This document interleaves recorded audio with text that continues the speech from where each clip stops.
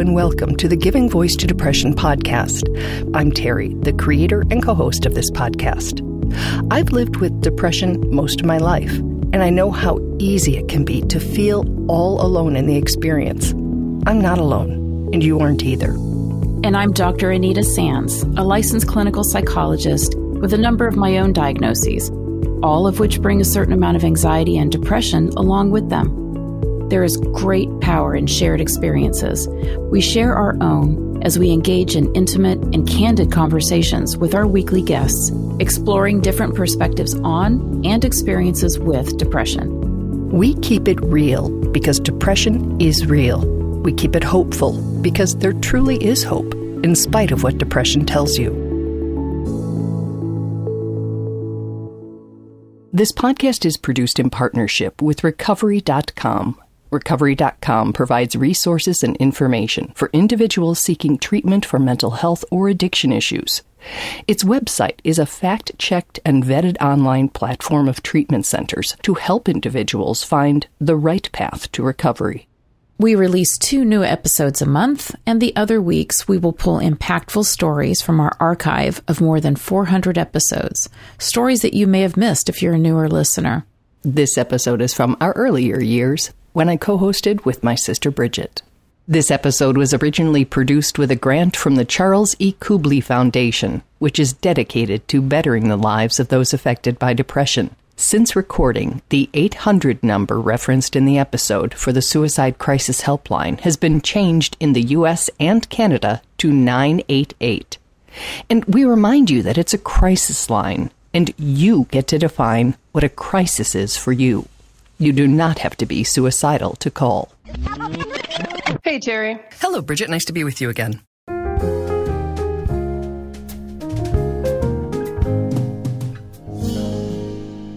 So today's guest, Corinne Purtill, is a journalist, wife, and mother with good friends and a supportive extended family. She never thought she'd be the one dialing a suicide hotline. In fact, she believed such services existed for people in very different situations. Before the crisis, in which I did dial the hotline number, I think I also shared a lot of, kind of ignorant misconceptions about what it was for. I thought that they were effective resources for people who didn't have other people to talk to, a situation where maybe the family that is supposed to have cared for them has rejected them in some way, or there is some sort of situation where they're not able to tell anyone else in their life about what's going on. And I guess to an extent, that is sort of the moment at which a lot of us reach out for a lifeline like that.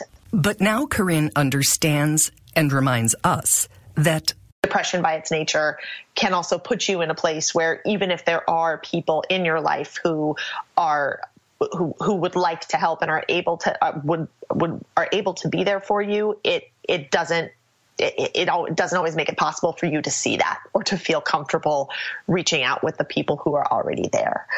It's never about them and what they lack. It's just the nature of this thing that says, oh, it's burdensome, it's strange, it's not something that should be shared.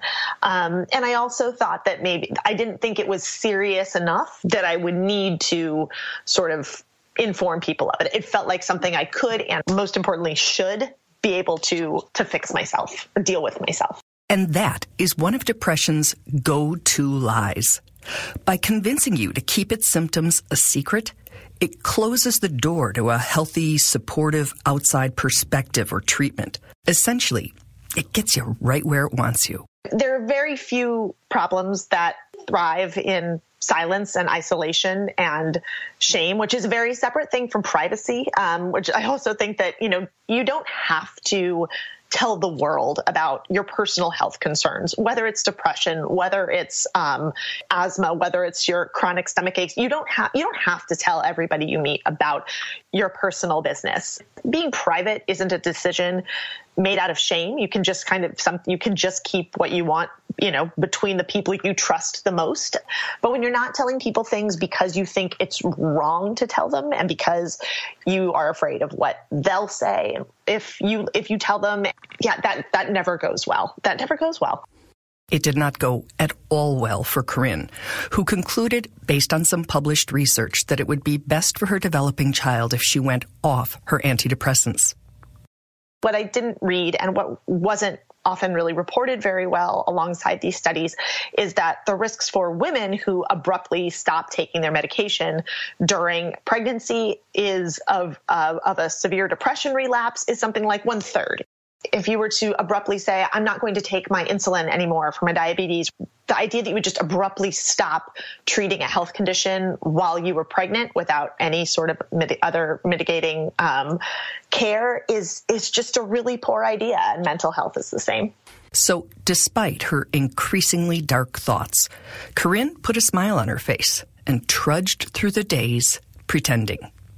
I lived with relatives who saw me every day.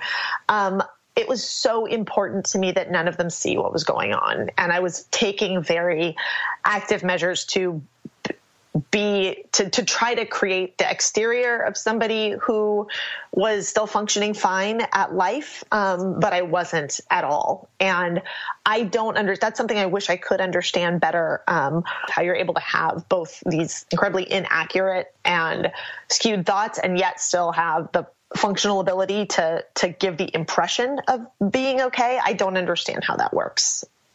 Do you think giving that impression is so they don't stop you, or is it just so you don't have to deal with their reaction? I think it's part of the shame, I think, of not wanting anybody to know what's going on. There is some crazy control thing that says I'd rather not be here than to have to be here with living the way that I am now. So there is I think there is also a thing of not wanting someone to stop you from what seems to you in this crazy set of logic, the right thing to do. It's another really gross symptom that separates you from anyone who could help you. And that also blinds you to just how necessary help is at that point. There were other protective factors that also fell by the wayside at that time in Corinne's life.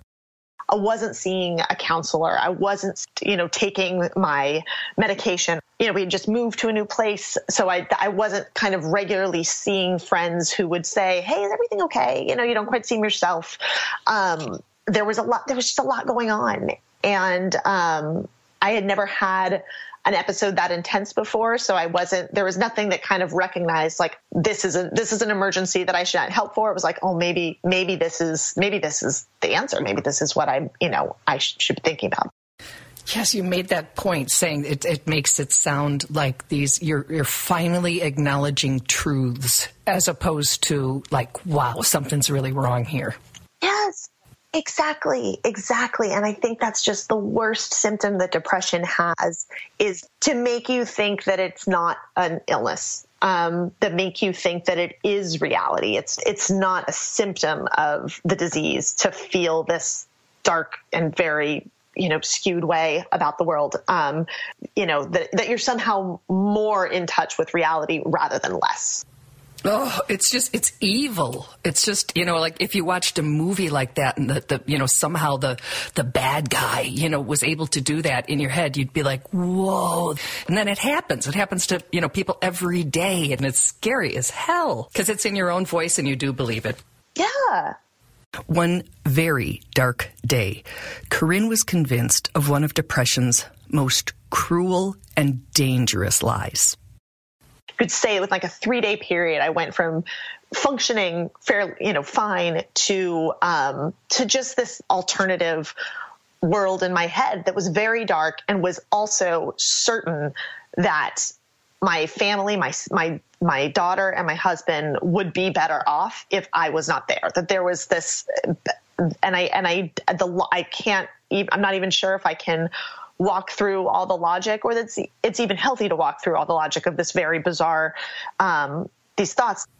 Which brings us to the hotline call. Corinne had decided to act on her suicidal thoughts. She made a plan, which involved a drive. Then something stopped her. She writes about that moment, weeping in her car. I felt my heart plummet because I knew I wasn't going to do what I'd planned to do, and I didn't know what to do instead. I was a mess, a crazy mess, all tears and snot. I didn't want to call anyone. I had to call someone. I didn't know who else to call. I didn't know what else to do. I felt like I had just backed myself into a corner that I didn't quite know how to get out of. And somewhere in my head, it just popped up. It popped that number. The fact that number existed somewhere popped in my head. And so I Googled it and I pressed the button for the Lifeline, and this really kind man came on the phone, and, he asked me the questions that I'm sure you've been trained to ask. And he helped me find a way out. Corinne asked the Lifeline listener what she should do. He told her to drive to the hospital, which she could literally see from her car. She asked what she should say when she got there. He said, "Tell them you're having a psychological emergency."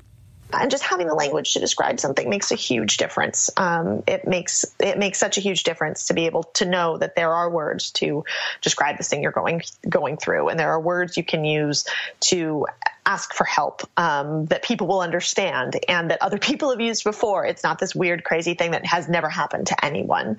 And that was wonderful. And it was just one of the most generous things that a human has ever done for me. And they don't let you find out. I've asked, they can't tell me who he was, but broadly to everybody who does this work, there's just not enough. Thank you. It's just a really generous thing to do for other humans. Corinne shared another detail about that call that we want to make sure you hear. Take me through the call, if you will. How much detail are you willing to get in about that part of it?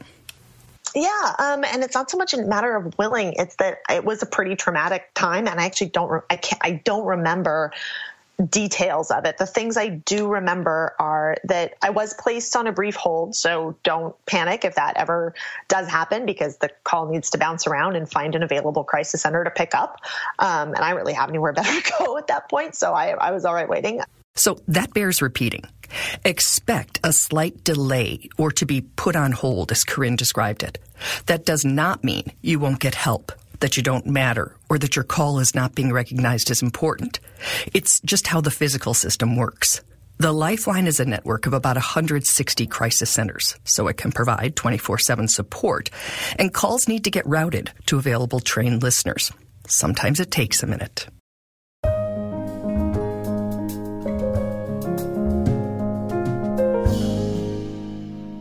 We're going to continue our conversation with Corinne next week, and that conversation will include a really good safety plan she's developed to avoid an emergency like this from repeating. We do want you to know, though, that she got to the hospital safely. Her family emergency contacts were called and came to the hospital. Labor was induced, and her healthy son joined the family. Corinne says her doctor at the hospital helped her understand that she was not a damaged person, but an ill one, and that ill people can get better. Wow. Just the fact that there's a free, confidential, 24/7 emotional support tool, with trained, compassionate people available to all of us all the time is an amazing tool. It is an amazing tool. It's a really wonderful thing to have and to access, and you do not have to be suicidal to call it. So it's good to know anytime you are in real distress. And good to know that there might be a teeny delay. Yes, I was really grateful to hear that, because I could see feeling like, oh, great, I called a suicide hotline, I'm on hold. It would just, in a bad place. Exactly. But I want to make the point that, we don't want to leave the impression that Corinne went in, had her baby, and, everything was wonderful in her world. Recovery takes effort and time and therapy and meds and for her. And she did those things and is continuing to do all those things to stay healthy. Absolutely. And next week, we'll continue our conversation with her and talk about that, what you do on a daily basis, the importance of not waiting till, code red, but to recognize when you're starting to slip into some of those negative thought patterns and ways that you can protect yourself from getting into a crisis situation. Wonderful. So thank you, Corinne, for sharing your story. We will hear more of it next week. And thank you, Bridget, for joining us. And thank you for all the people that man these lines. Oh, absolutely. Absolutely. And they're everywhere, which is why they're able to do it 24/7, right? Because they're in all different time zones all over. So, yeah, it's wonderful. All right. We'll hear more next week. Bye, Terry. Bye, Bridge.